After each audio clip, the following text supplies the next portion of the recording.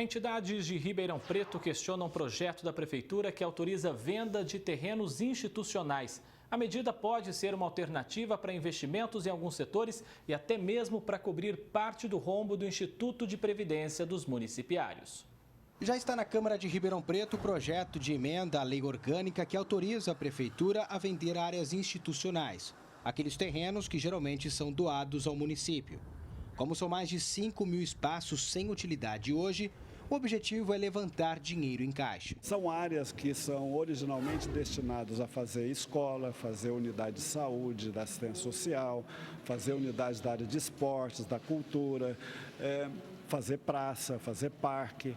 Mas o que constatamos é que há uma quantidade muito grande de áreas para essa finalidade. Embora a destinação seja para todos esses setores, a estimativa é que boa parte da receita seja usada para cobrir o rombo do Instituto de Previdência dos Municipários. Acontece que a dívida do IPM é muito alta e mesmo com a venda dos terrenos, vai ser difícil pagar essa conta. Se todas essas áreas fossem vendidas hoje, isso renderia aproximadamente 3 bilhões de reais. Serviria para pagar apenas os juros do rombo do IPM, que só em 2019 comprometeu mais de 340 milhões de reais da Prefeitura. Seria como se cada habitante tivesse que pagar R$ 500 reais ou deixasse de receber esse valor em serviço. O déficit total do IPM gira na casa dos 21 bilhões de reais. Especialistas afirmam que é uma dívida de 50 anos. Isso se alguma reforma for feita. Para se ter uma ideia da dimensão do montante, usando o mesmo exemplo, hoje só seria possível quitar esse valor se cada habitante de Ribeirão Preto depositasse R$ 30 mil na conta do Instituto de Previdência. Essa é a primeira medida de fôlego após a reformulação do IPM aprovada na Câmara. Agora, entidades de Ribeirão Preto questionam a viabilidade do projeto. Ele pode ser importante, mas outras ações precisam ser executadas. Infelizmente, a cidade chegou a um ponto em que ela começa a viver para pagar a folha de pagamento dos funcionários públicos e dos aposentados da Prefeitura e vai sobrar muito pouco recurso, muito pouco dinheiro para beneficiar a população, para prestar serviço para a população. Não é um problema da administração atual, a gente tem clareza disso. O Conselho Municipal de Urbanismo é favorável à destinação desses recursos para áreas de educação, saúde, esporte e moradia, mas é contra a aplicação do montante no Instituto de Previdência Municipal. É um saco sem fundo, quer dizer, destinar recursos públicos de uma alienação de um patrimônio para poder cobrir um rombo de algo que a sociedade não conhece exatamente, o porquê que isso tudo aconteceu e vem acontecendo, em detalhes, nos parece algo temerário, algo inadequado. O Conselho ainda defende uma análise e ampla discussão sobre o tema. Essas áreas podem não ser necessárias ou úteis, mas no futuro pode ser que essas áreas em algum tempo sejam úteis e necessárias e aí, tendo sido alienado o patrimônio, essas áreas não existam mais. O projeto precisa passar pelo menos por 3 sessões antes de ser votado.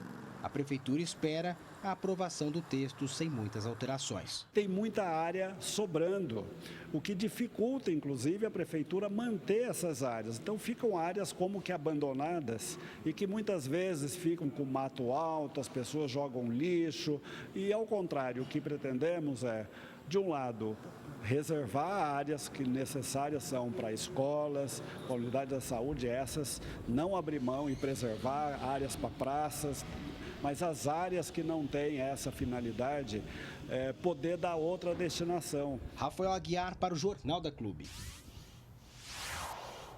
Agora ele está ao vivo e tem outras informações. Rafael. André, o que chama a atenção é que é uma dívida alta, né, que vem crescendo a cada ano e isso tira o poder de investimento do município. Para falar um pouco mais sobre esse assunto, eu converso agora com o Luciano Nakabashi, que é professor da FEA da Universidade de São Paulo. Professor, vender os terrenos institucionais é uma boa saída para tentar reduzir o déficit de algumas áreas? Boa tarde para o senhor. Boa tarde. Eu acho que é uma opção de dar um fôlego a mais, né? Mas você está vendendo estoque para bater uma dívida que é uma dívida que vem aumentando. Então, eu acho que dá um fôlego, mas é preciso outras medidas para, de fato, resolver o problema. E, de fato, que medidas seriam essas, professor? Então, tem a reforma, né, da Previdência aqui municipal, que está na Câmara. Eu acho que essa reforma, ela, de fato, tem que ir para frente. Você tem que equacionar essa questão do o quanto que entra e o quanto que sai, né, que é uma questão de quanto que os servidores eles estão contribuindo, de quanto que eles recebem na aposentadoria. Essa conta ela tem que fechar, então tem que ser uma reforma que feche essa conta. Isso tem que ser analisado até que ponto ela é suficiente, até que ponto ela não é suficiente para equacionar essa questão. Falando um pouco mais sobre esses recursos, professor, o IPM é o principal alvo dessa medida. A expectativa é arrecadar 3 bilhões, mas a dívida do Instituto gira na casa aí dos 21. Vai ser mais um exemplo de saco sem fundo? Então, acho que é essa a questão, né? Se você fizer a reforma, essa reforma resolver o problema, aí você dá um fôlego adicional, porque é só isso, você vai dar um fôlego adicional para poder fazer uma reforma que vai equacionar lá na frente. Então, isso é ganhar um tempo, né? Então, você tem que fazer a reforma de fato, senão vai ser perdido isso. O projeto precisa, então, de uma discussão ampla, né? Precisa de uma análise, eu acho, análise do que tem que ser feito, quanto que isso vai impactar e se não for o suficiente, como é que vai ter que fazer medidas adicionais. Então você tem que fazer, como é um problema não só de Ribeirão Preto, mas isso é um problema estadual, isso é um problema do Brasil e a gente está vendo esse debate no Brasil, né? Tem que ter esse debate, é claro, mas tem que ter a consciência que não dá para ficar colocando dinheiro ali e tirando de outras áreas que são muito importantes para que o município possa se desenvolver melhor, né? Então você tem que equacionar essa questão. A partir daí você consegue ter um alívio para pensar nas outras áreas. Os vereadores precisam apoiar essa proposta para ver se melhora, no caso, as finanças do município? Com certeza, né? Até uma questão de até que ponto os funcionários públicos eles vão receber o salário e quem está aposentado vai receber aposentadoria, porque vai chegar um momento que não tem dinheiro nem para pagar o salário dos servidores. Então é uma questão de se equacionar isso para que se possa pagar salários, para que se possa pagar os aposentados e que também sobre um dinheiro para investimento de Ribeirão Preto, né? Essa conta tem que ser feita, eu não sei até que ponto ela já foi feita ou não, mas tem que ser analisada pela Câmara dos Vereadores aqui de Ribeirão Preto, para daí seguir em frente.